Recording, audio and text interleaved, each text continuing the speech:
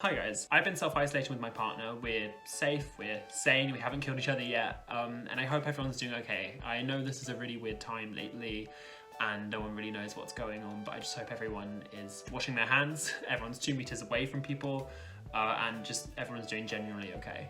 Personally, I just love watching the behind the scenes of animated films and just finding out how they were made, so I thought I'd kind of talk through where I've been to get to where I am now, and then maybe in like a month or so I'll do another update video if this is the kind of thing you want to see. Maybe no one's interested, who knows? But yeah, I've been working on producing my own stop motion short film. It's about this drag queen. I don't have a name for her yet, but he's called Robert, the man's Robert. And we follow his life. It's from the 1950s to present day. And you see different stages in his life and development, becoming a drag queen, an LGBTQ activist, people he meets along the way, the highs and lows of his life. I need to quickly as well say thank you so much to everyone who donated to my fundraiser. I set up a GoFundMe to raise the funds for the soundtrack for the film. The music was going to be such an important part of telling this story, and I really wanted an original score for it, and I managed to partner with an amazing composer called AJ Churchill. I'll put all of his information in the description. You should definitely check out all of his work, it's amazing. And he was so incredible at collaborating with me and finding out exactly what I wanted, the tone. He really understood that music helps tell the story just as much as visuals do. You're gonna have to wait till I've finished the film to see the whole thing and to hear the music, but here's a little sample now.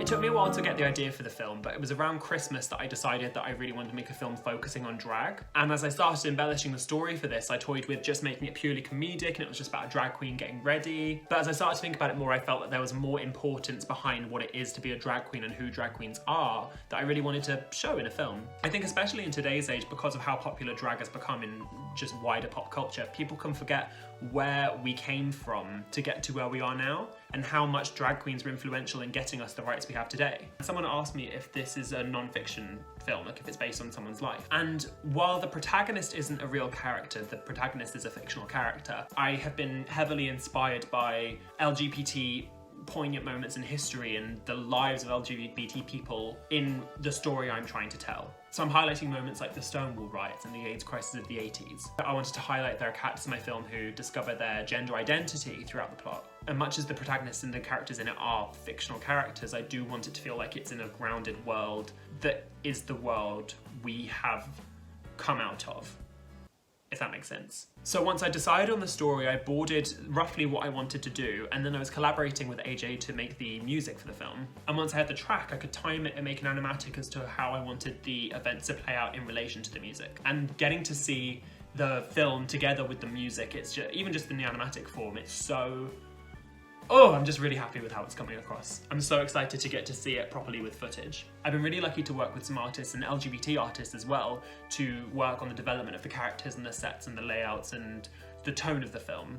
I'll put all of their links down below as well. And once I kind of decided on the style of the world and the designs of the characters I wanted, I got to work on making them. So I started making the heads for the puppets, and I think there were 34 heads that I had to make. I decided that for my film, instead of making malleable mouthpieces, I would make a solid head that's painted and quite textured and realistic. Well, realistic, it's quite stylized, but anyway. I was quite inspired by Peter and the Wolf. They have solid heads that they replace the whole face when they want to change emotion. And that was kind of what I wanted to do.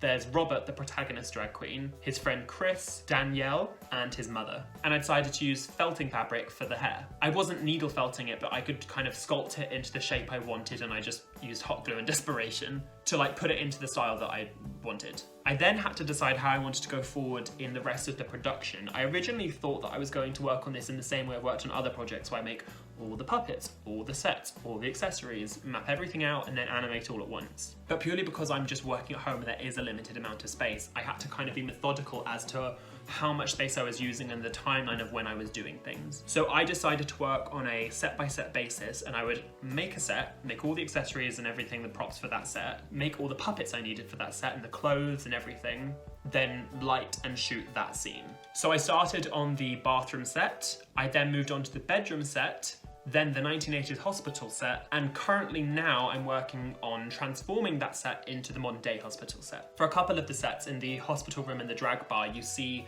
different versions of that room or similar rooms at different points in time. The drag bar is the same room but develops throughout the years. You see it in the 1970s, 80s, 90s, and throughout the decades. And the hospital room is meant to be two completely different rooms, but obviously they're both hospital rooms, they're very similar. And because I just have a limited amount of materials, I am reusing previous sets. I bought a ring light to light the scene, and I'm also using things like my phone torch. Especially when you're not in a studio, you have to be very creative with the means of how you do things. So for some of the scenes, I was literally lighting them with my phone on the tripod. I'm shooting this, I'm filming this on my phone. There's one scene in particular where something horrible has happened and the character's really sad, and I wanted a really dramatic lighting on his face. So the room has slatted blinds, and I used my torch on my phone to shine through there and get a really harsh shadow on his face, and I was really happy with the effect that emulated. And moving on, I'm going to continue making sets, puppets, props, and shooting until I have the raw footage for the whole film. And I've decided to do the animation of the eyeballs and eyelids in post-production. I'm going to be using After Effects because I think that it gives me more control over where they're going to be looking, and I can go back and change things easier. And I wanted a little more detail on the pupils as opposed to just like a black dot that I've used before. And from there, I'm hoping to collaborate with other artists on sound design, on color grading, graphic design, and see where it goes.